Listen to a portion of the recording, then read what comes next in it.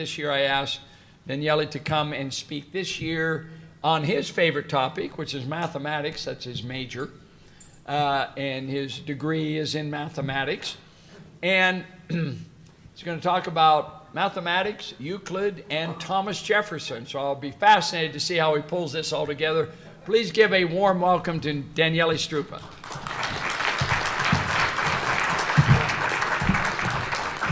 Thank you, Mark, and good afternoon, everyone. First of all, I want to thank you for having me at this incredible conference. I wish I could attend all of the talks. It's just an incredible serving. And for me, it's very special to talk to such a group because I lecture about math all around the world. I've been lecturing virtually in every continent. But my audiences are really usually 10 people because I lecture on fairly narrow areas of math. So this for me is like the equivalent of lecturing 50 times in one day. That's the kind of audience I reach out. So I'm really happy to be here. I want to say thank you also for the wonderful words that Mark said about Chapman University. He said here, he says, President says almost, because I become president on September 1st. So I didn't want to mislead anybody in my slide. I'm currently the Chancellor and Chief Academic Officer, but September 1st I move in the new position. And Chapman is really an incredible place, and I think rather than telling you why it is an incredible place, I think you just saw it, because we have faculty like Mark teaching. And I was mentioning to him, he told us how he got the highest ranking from the students, and I don't think anybody is surprised about it. The dynamism, the intersection between theoretical aspects and practical instruction, that's really spectacular, plus a sense of humor. So thank you, Mark. We're very proud to have you to count among our presidential fellows. So now it's going to be my fellow as I become the president. So that's particularly an honor for me. So what I'd like to talk to you about today is something that you know very well, obviously, because it's Thomas Jefferson, one of the greatest moments in the history of this incredible experiment, which is the American experiment, the American democratic experiment. And I want to try to put it in a perspective that you may not be familiar with, which is really looking at the context, the intellectual context in which Thomas Jefferson and the other founding fathers were operating, that will actually show some interesting reason why the language was what it was. So I'm going to start with a document that every kid in the United States should memorize as part of their high school, and this is really kind of a foundational moment for our country. It begins with a beautiful political preamble, when in the course of human events, and so on and so forth. And that's a beautiful 3 lines preamble, because it tells the world, we want to be independent. But that's not all we want to tell you. We want to explain you why. And that's done out of respect and decency for the rest of mankind. And I think that that's really a very profound and beautiful way of posing the position. It takes away any form of arrogance. It says, yeah, we want to be independent, but we don't think we can do that unless we really explain to you what is going on in our minds. Beautiful, beautiful words. But then I want to move to the second paragraph, which is where the real meat of the document begins. And the second part is where I'm going to focus my attention for the rest of this conversation and bring in Euclid and some of the other people in geometry. I'm not going to get into the various details of how this document came to be written. We know that there is a rough draft that was prepared by Thomas Jefferson, then it was bounced back and forth with John Adams, Benjamin Franklin. So there is an evolution here, and some words were changed, and I will make maybe a little bit of comments there, but this is not a history talk, and I would not be the expert on this. But these are these absolutely immortal words that I think we all so deeply resonate with. These are the words that I think guide us in our relationship with the country we live in. We hold this truth to be self-evident, that all men are created equal, that they are endowed by their Creator with certain inalienable rights, among which are life, liberty, and the pursuit of happiness. This is just an incredible statement. And what I want to talk about a little bit is, what are the questions, the intellectual question, and what is the intellectual framework, cultural framework out of which these particular words came out? First of all, there is this notion of self-evident. Now, in the very first, in the rough draft, they don't use the word self-evident. Thomas Jefferson said sacred and undeniable, and then this was changed to self-evident, and it's an important change, and I will hopefully explain why in a few minutes. So what does it mean to be self-evident? Who decides? You know, I have small children, and I remember when, you know, they're 9 and 12 now, so by now they are trained. But I remember when they were younger, and at the table we would tell them stuff that was very self-evident to me and my wife, and clearly was not to them. You know, you can't pick up the steak with your hands. And that's self-evident to a grown-up, not so much to a little kid. So who decides what is self-evident? And what does it really mean? Those are questions that are non-trivial. And finally, there are lots of words here that will need a clarification. What does it mean, happiness? What does it mean, liberty? What does it mean, even the word man? So I'm going to take a look at those 4 lines that Jefferson wrote and try to understand what is the larger context from which they come from. So for this, I'm going to take a little detour to one of the most beautiful libraries in the United States and possibly in the world. And that's the library of President Thomas Jefferson. The story of the library is very interesting. He was clear in his life and through his writings that his library was one of the things that was the dearest to him. He collected books since early in his life, but then in about 1770 there was a big fire and he lost all of his books. So he started anew.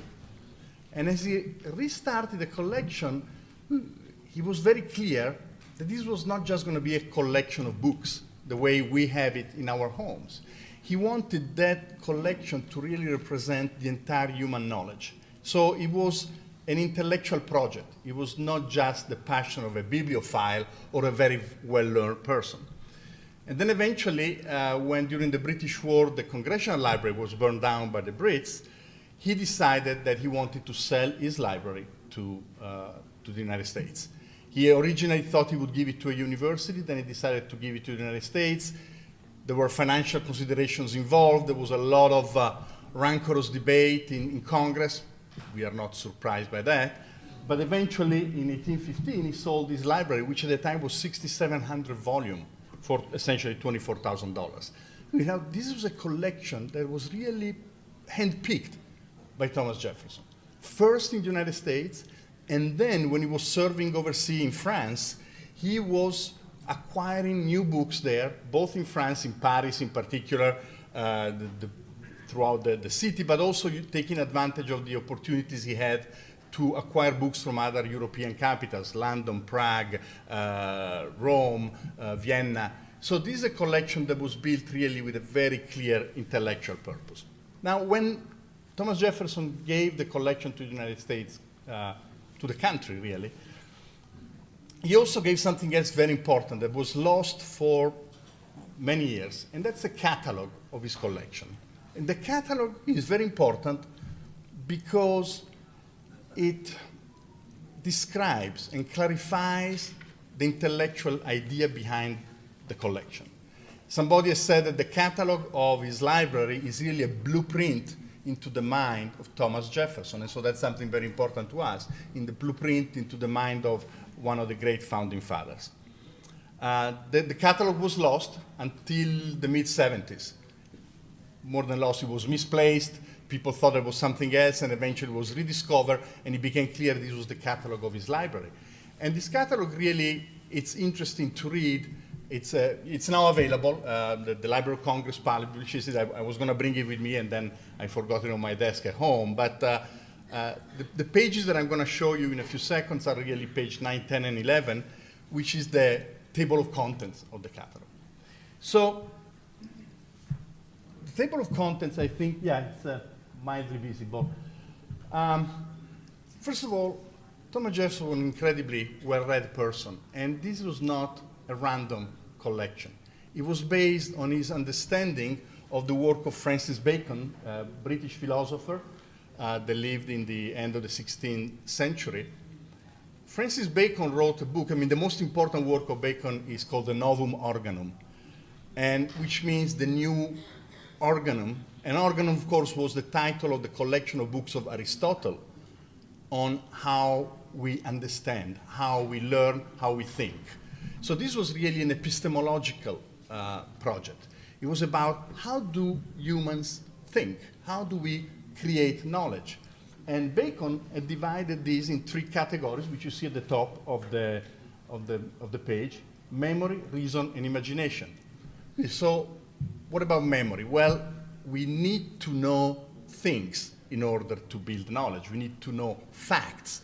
And those are the ones that our memory, our component of the brain that is in charge of memory, takes care of. Then I need to know how to act on those facts. So I have all this collection of information, of things that I know. How do I think about that? And that's reason. And finally, imagination. How do I create new things? That the engine for innovation. Thomas Jefferson took those 3 categories and rephrased them in his own terms as history, philosophy, and fine arts. So the memory is collected in our historical data. The reason, so the way we think, is really the province of philosophy. And finally, the arts is where we express our creative activity. Now, if you look now, this page is only about history. I'll show you in a second the other 2 pages. There is something that is strange because you see, for example, physics is one of the subsets of history. So to the 21st century naive look, this looks like a strange collection, but I ask you just to think about the museums of natural history, where we go to. The word history there doesn't mean history in the civil sense. So here you have, on the top part of the diagram, you have the history, the way we studied in schools, and the lower part is what we would call natural history, what you find in those museums. The second category is philosophy, and here also there is something that might surprise the modern reader. If you look at the lower part of the picture, one of the categories of philosophy is mathematics. Modernly, we don't think about it. We have philosophy department and mathematics department very separate. But I just ask you to consider that when mathematics really was born in the form that we know it now with the Greeks, the word mathematics comes from a verb, manthein, which means to learn. So mathematics, for the Greeks, for the classic, was really equivalent to the process of learning. And that's why we teach mathematics in college. We don't teach mathematics for its application necessarily. That's something that I work on because I'm a mathematician. But for most of our kids, mathematics is relevant not because of the particular result, but because it's a way of thinking. It teaches you how to think. It's a process. And again, this is very much in the Greek tradition. So manthein, to learn, from that becomes mathematics. So mathematics is the learning per se. And we know that the Greeks divided into 4 sections, so to speak, the so-called quadrivium, and they are arithmetic, geometry, astronomy, and music. And finally, the third part of the catalog has to do with the fine arts. And the reason why I show the picture here of his home in Monticello is because I want to once again emphasize the fact that this, for Jefferson, was not an abstract knowledge. Everything that appears in his library had a profound influence on his behavior, on his decisions, on his actions. So when we look, for example, here, there is one of the various sections on the fine art is architecture. And then it's interesting to go deeper in the catalog of the library. And when we look at the catalog, we see that for him, the most important component of architecture were the classical Greco-Roman buildings, and then the work of Vitruvius, who actually originated was the basis, the intellectual base for neoclassical architecture, which is eventually what we see here. So the reason for these few slides, and I'm going to now delve more into the second one, but is to remind all of us that unlike what happens in our life too often, that we have books in the library and we read them and then we move on, these really were for him the nourishment that generated every single action. Now, we have large libraries at home. Do we read every book, or we browse through them? And today Mark actually made the comment about that if the book comes for free, people may not even read it. And I, for sure, I have books at home that I never read. So how do we know that he was reading this stuff? How do we know in particular that a statesman, a politician, an intellectual of his level would read something like Euclid? Well, we know it for several things, but here I have a beautiful piece of a letter that is sent to John Adams. And the letter says something that I resonate very much. I've given up newspapers in exchange for Tacitus and Thucydides, for Newton and Euclid, and I find myself much the happier. I resonate with that. I would replace newspapers and television in exchange for Tacitus. To see this, these are the great historians. Tacitus is one who wrote the history of the Roman Empire, maybe the most important, together with Tito Livius, the two most important accounts of the Roman Empire, and Thucydides, of course, the Peloponnesian War. So here is the history part, and then you have the philosophy part with Newton and Euclid. Newton, let's not forget, he was a professor of natural philosophy. So that's what he was, and Euclid. So this leads us to the second part of the conversation, and I will get to the second part and show hopefully how the two come together. So we have Jefferson on one hand, great intellectual, obviously incredibly deep culture, a man of learning, and he talks to us about his reading of Euclid. So what is important about Euclid? Now, you all have studied Euclid, whether consciously or not, in your high school, because what Euclid wrote in 300 BC is still what every one of us sees when we go to high school. When they teach you geometry in high school and they tell you various things, those are exactly as they appear in the book of Euclid. I'll give you an example, not that you have to remember it, but you remember maybe when they tell you about isosceles triangles. They're triangles that the two sides are the same. And then they prove that if the two sides are the same, then the angles at the base are the same. I'm not going to ask you whether you remember that, but we'll assume you do. That statement and that proof, how they appear in your high school books, in the high school books of your kids and grandkids, are exactly as Euclid stated them, 300 BC. If you're talking about a book who has remained contemporary, that's certainly his work. So the elements, which are these 13 volumes, contain all of the geometry that was known at that time. But what is really important about it is that not so much the results, this stuff about the equilateral triangle, isosceles triangles, and when are two triangles equal, that's not what really matters. What matters is a method that he used to talk about geometry. And the method that he used really became the blueprint for how people thought for the next 2,000 years. And let me give you here a simple example. Suppose you have to explain geometry to your kids or grandkids. And suppose we don't know we haven't been reading all these books. So the first thing you need to teach is what is a line. Well, you see how difficult it is to explain what is a line. It's something that doesn't really have depth or breadth. Well, that doesn't really describe, it's a vague way. Well, it's something that is straight. Well, then the question is, what do you mean straight? It is complicated. What is a plane? How do you define what is a plane? We know what is a plane. We can show our kids, well, this is a plane. Then you draw a little segment, you say, that's a line. But how do you found a theory that is not just based on this hand waving? Equally difficult, what is a point? Well, it's a little dot. What do you mean it's a little dot? In fact, a dot is not exactly a point. A point is a much more sophisticated concept. So Euclid came up with an idea, or at least that was the idea that was floating in 300 BC, which is instead of telling you what stuff is, because I cannot tell you, I'm going to give you some properties. And then we will assume that those properties are true, and we'll move on from there. So he gave what they call the postulates. So here I'm just writing the first postulate. The first postulate of Euclid said, if you have 2 points, there is only one line going through. We don't know what is a point, and we don't know what is a line, but this is what we assume will be true. Okay? Instead of point and line, he could have used any 2 other words. The point is to trying to develop enough of this postulate that then you can build a geometry. And in the mind of Euclid, this was something that people would not have argued about, because your idea of line, which is the same idea I have of line, actually satisfied this. And now, if you want to learn, he had 5 postulates. Now, I'm not going to talk about number 5 because that would take us an entire year just to discuss postulate number 5. It's a very complicated issue. But if you want to learn the first 4, you can go to Trader Joe, the grocery store. They just came up with a new selection of wines, and they call it the postulate wines. And this is a picture I took at Trader Joe. They actually have the original pictures from Euclid there. So Euclid wrote this stuff 300 BC, so that's 2,400 years ago, and now he gets on the wine. I think that's pretty good. So the green one, which is the first postulate, is a Chardonnay. The second postulate is a Cabernet Sauvignon.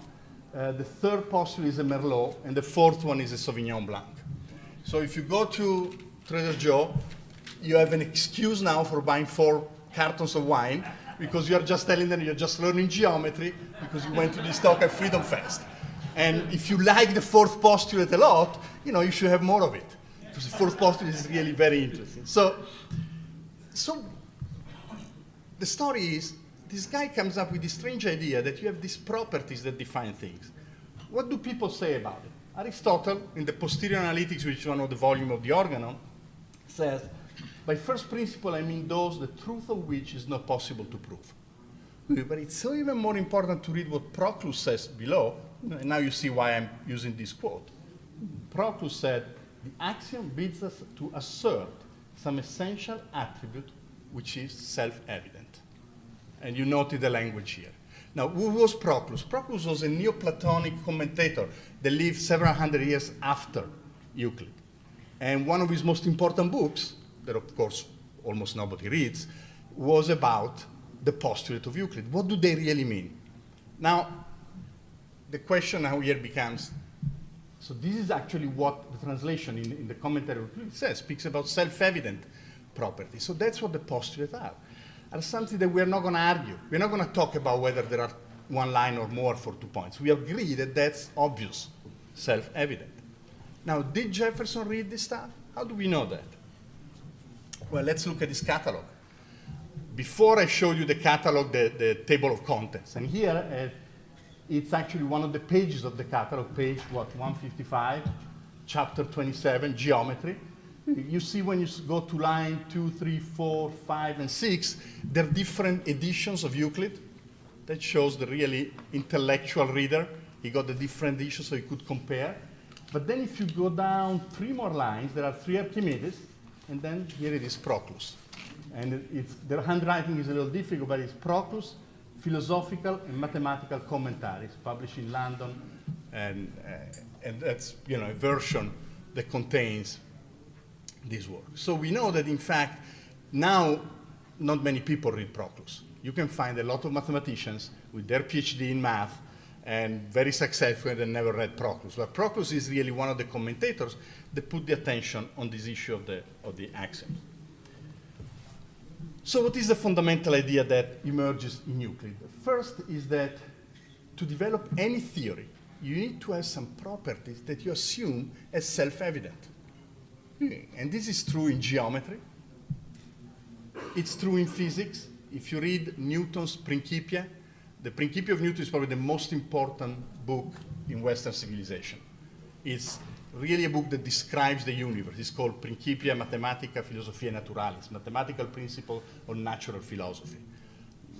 And Newton begins with a set of postulates. One of the postulates that we believed for more than 300 years is the postulate that says that there is something that is time. There is an absolute time. So for Newton to be able to develop his theory, he says, okay, we're just going to assume, we all agree that there is something that is time. And time doesn't depend on you or me or him. It's there. And it's kind of outside of us. And it's kind of running. And that seems like a very reasonable postulate. Now, of course, 1905, 1912, with the arrival of relativity theory, we know that that's not true. But it held pretty well for almost 300 years. Scholars use this idea of postulates for ethical purposes. For example, the Dutch philosopher Spinoza, he wrote a book, and the book of Spinoza on ethics is called Ethica Ordine Geometrico Demonstrata, which means ethics demonstrated or proved through geometrical means. And that's a book that begins with postulates. So it was very influential. Everything that Jefferson must have read had inklings of how you set up a new theory. And so when you set up a new government, a new experience, a new experiment, that seemed to be the right way. So we begin with this truth to be self-evident. So when Jefferson talks about self-evident truth, he's really creating an axiomatic system. And notice, those truths were not self-evident. That all men are created equal, just tell this to the King of England. He wouldn't agree to that. No royal family agrees to that because royal families are inherited by divine rights. So when he says that these truths are self-evident, he is throwing away the axioms of the old world and is creating a new set of postulates. That's the power of that. And he's doing it because he has absorbed, him and his friend through this reading, he's absorbed this way by which he found a new discipline. The second is we need to identify what objects satisfy the postulate. Now, this is a little more convoluted idea, and I'll take a couple of slides on that. As I said before, we kind of agree on what are points and what are lines, but in fact, one could interpret them in different ways. And the same is going to be true for what Thomas Jefferson wrote. So this leads us to the idea, the geometrical idea of what we call a model. When you have your postulates, in other words, these properties, then there may be different set of objects that satisfy the same properties. And let me give you 3 examples from geometry. When I talk about lines and points, we all in this room, unless there are some other mathematicians here, think about the same way, which is the picture on the left. So lines are, lines, and points are points. But one could assume a different idea, and maybe you take for line to be the great circles of the sphere, and for points, pair of antipodal points, north and south. It turns out that those new ideas also satisfy the postulates. Or you could look at that weird kind of funnel, double funnel looking stuff on the right, and assume for points just the usual notion of points, but lines are those kind of hyperbola. They're there. Well, those objects also satisfy the postulates. So what this is telling us something really weird. It's telling us that when you fix the postulate, there are different ways to interpret them. And are there consequences? By the way, the one you see on the left there, it's a Euclidean plane, the one that we all know and the one that everybody would have identified. The one in the middle was actually the geometry, non-Euclidean geometry invented by Riemann, so it's called Riemann geometry. And the one on the right is called Lobachevsky geometry. I don't know how many of you remember Tom Lehrer. That doesn't? 1, 2, 3. Several people. Good. So Tom Lehrer was a Harvard student in mathematics who discovered that he could make a better living for himself singing songs instead of being a mathematician. And he wrote a series of very amusing songs. One of them was about Lobachevsky. So I don't know if the Lehrer fans here remember, but there's an entire song about, okay, at least one person remember that. And there is one song about this geometry. Leave it to the mathematicians to find that it's an amusing object. But what happens when you have different models? That's the thing I want to say, that you get different consequences. So for example, in our geometry, the one that we're all familiar with, if you take a triangle, the sum of the 3 angles is 180 degrees. But in Riemann, the sum is always bigger. And in Lobachevsky, the sum is always less. So this is telling us that there is a risk in this process that Jefferson put together. Let's summarize before I get to the next slides, in which I'm going to try to build a dictionary that moves from geometry to government. So Jefferson, again, I simplify here because it was really a group of people, need a way to develop a completely brand new way of running a country. They're inventing a new democratic experiment. So how you do that? They go back to the classics, and they realize that one way to do that is to have this set of properties that we agree, and then we won't discuss anymore. One of them being that we are all created equal. One of them being that we are all entitled to life, liberty, and pursuit of happiness. So those are the fundamental things. What you may not have immediately realized is that how you interpret those words may lead to different consequences.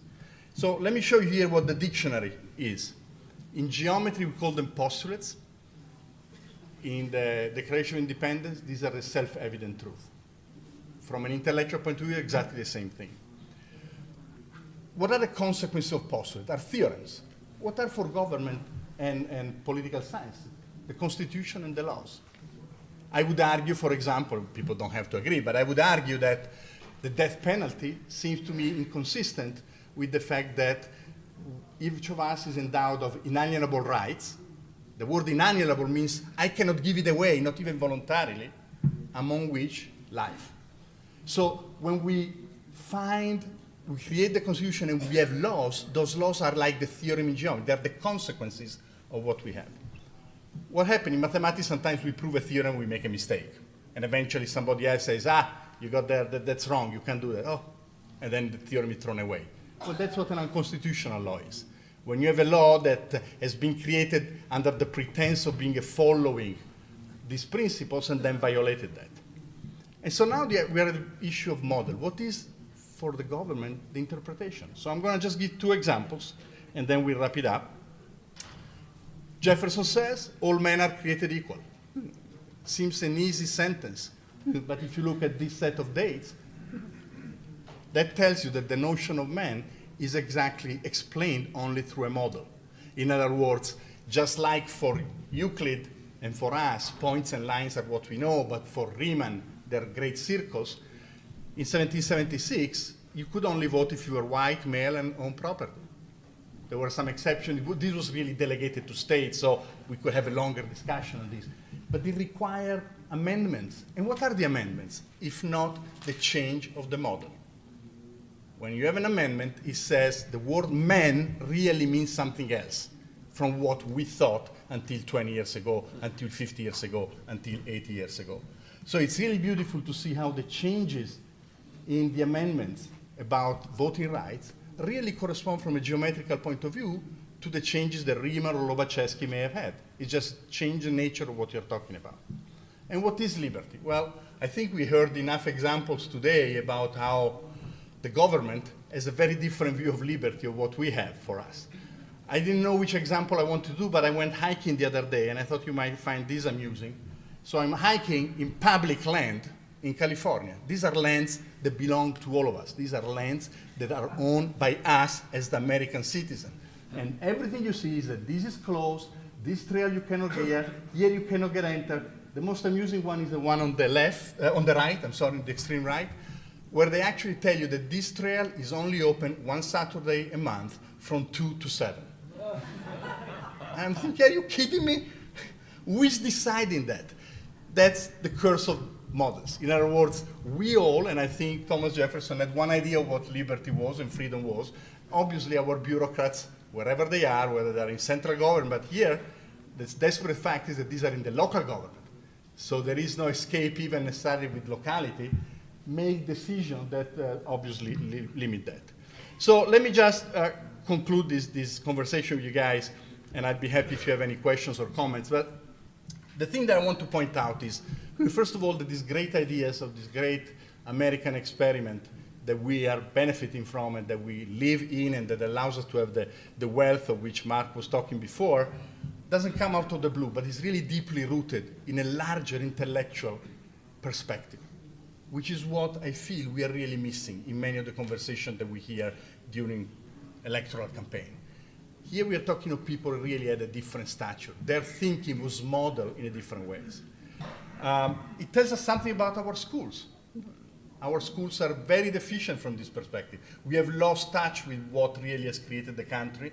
We don't teach these things anymore. We don't explain to our kids how this has developed. And as a result, it allows everybody to comment on everything.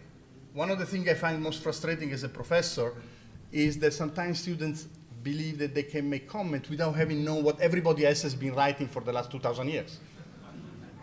That's what we're learning here from Jefferson.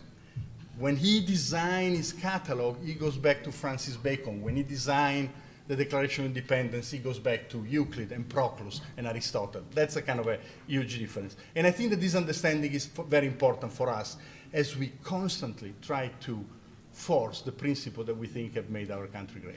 I want to thank you so much. Never had such a large audience listen to me with such attention. Thank you.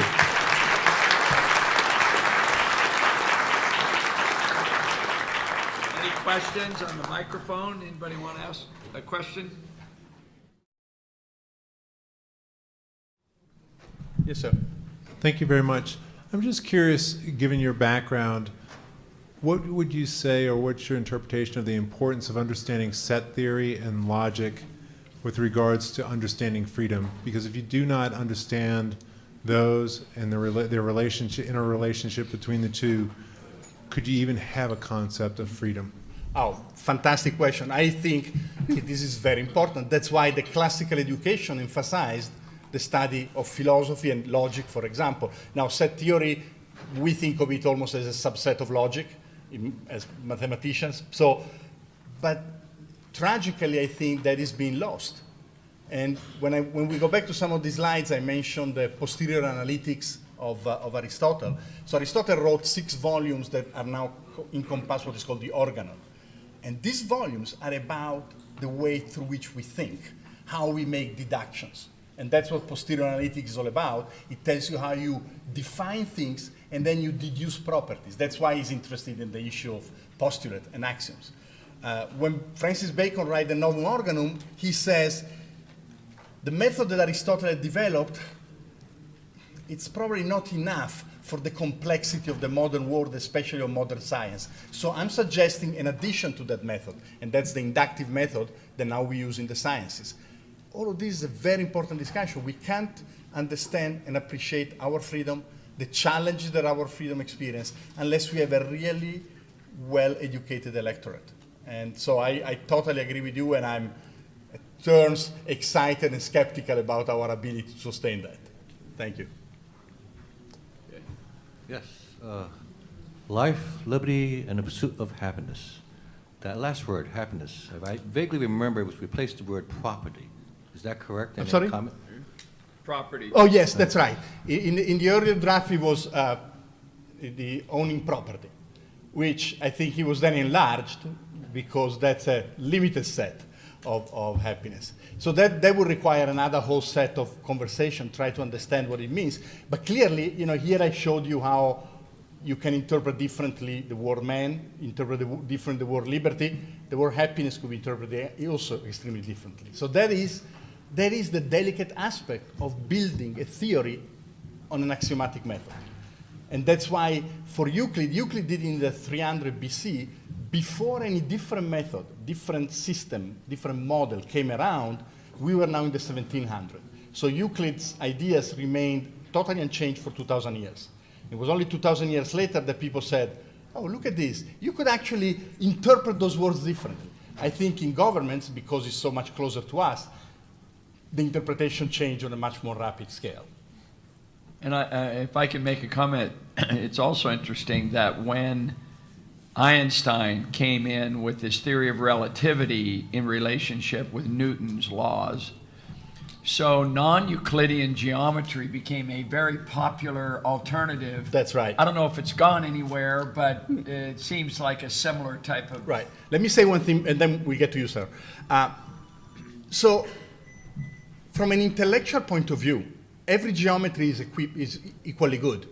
You could have a geometry that is the Euclidean one, or you could use the Riemann one, or you could use the Lobachevsky one. You could have 3 different groups of people studying their different geometries. Now the question becomes, which one is the one that describes this world? Now when Euclid introduced his, it's because on small scales, our world behaves exactly like his geometry. That's why his theory was so successful. When Einstein comes into the picture, all of a sudden we realize that's not true, because I don't want to get into the complexity of it, but the space-time is not Euclidean. The space-time actually it's a non-Euclidean world. And so now the geometry that before was just an interesting curiosity, so to speak, becomes the geometry of the real world. Now, for small distances, a small distance even means going from here to Jupiter. That's still a small distance. Euclid works very well. Now, you could say the same for government and political science. You could interpret those words any way you want, so to speak. But then, how do you decide which is the society you want to live in? And that's the issue of the models. So what does it mean happy? The Italian constitution, you see my accent, so I was born in Italy and lived there until I was 23. The Italian constitution doesn't talk about the pursuit of happiness, but it says that everybody has the right to a job. Now, for an Italian, I would rather have the happiness than the job, but somebody got it mixed up there. And of course, in Italy, not everybody has a job, so there is a violation right there. But so that tells you that you don't have to have the same founding principle. You can build perfectly well-working societies with very different principles. Yes, sir. A couple questions and a comment. Sir Isaac Newton, most of his work was done on religious treaties, and he did an excellent book on Revelations. But I wanted to ask you, is that Jefferson Library, can we go and visit that in Washington, D.C.? Yeah, it's actually in Monticello. Yeah. Monticello, Yeah. okay, yeah, we've been there. Then the other question I had for you was the substitution of property. There was an intent on why they substituted that word and put pursuit of happiness. My understanding had to do with slavery. Is that correct? So let me go first to the first question. Actually, I can go start with the second because I really don't know. So that's an easy answer. I haven't done enough study to be able to tell you. Actually, it was, they say, and he never did say why, and Franklin, similar type of statement, defended the elimination of property as one of the rights because government felt they had the right to taxation, and primarily taxation of property. So if you had a right to property, you did not have a right to taxation. So they removed the term property and put in this more nebulous term, pursuit of happiness. It's been an issue ever since. Does government really have the right to take away your property, you see? You don't have the right to take away your life. You don't have a right to take away your liberty, but property, you see, that was a different issue. So it's because of them that we are paying taxes? Is that what you're saying? Yeah. Ouch. Big time. But I want to make a comment on Newton's religious text. I'm sorry, I lost. Oh, here you are. It's actually very interesting. Newton had a tremendous interest in religious issues, and he believed that we lost that when we were in the Garden of Eden, we had full knowledge. As we were kicked out of the Garden of Eden, our knowledge, the knowledge of humanity, got slowly lost until we were in the states in which we were in the 1600s.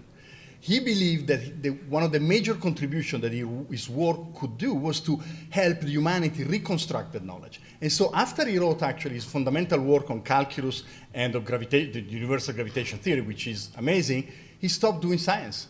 And he devoted his entire life actually to theological and alchemical considerations. It's a very interesting, the life of Newton is fascinating because you have this man of this gigantic intelligence, but you see that he's completely driven by that goal, the goal of getting us back to the level of knowledge that we are lost because of the original sin. Was somebody there? Sir? Oh. Okay.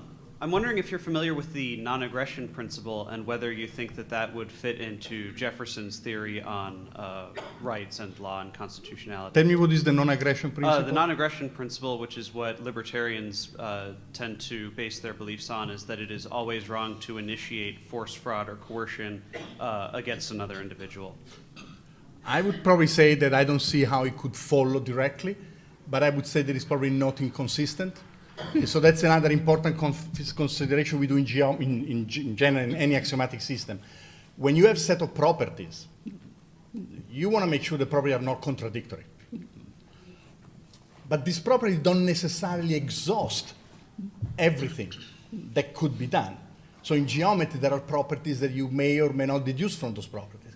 For example, the existence of parallel lines, you cannot resolve it by using only those 4 postulates of Trader Joe. To me, the geometrical analog of what you just said is that this could be an additional postulate, and that's what people do. In mathematics, in logic, in physics, you have your set of postulates, and then at some point say, this property does not follow from them, but we think it's equally important, so now we add it. Thank you. Sure. All right, well, I thank you all very much. Let's thank Thank you. Professor Struppa and congratulate him again.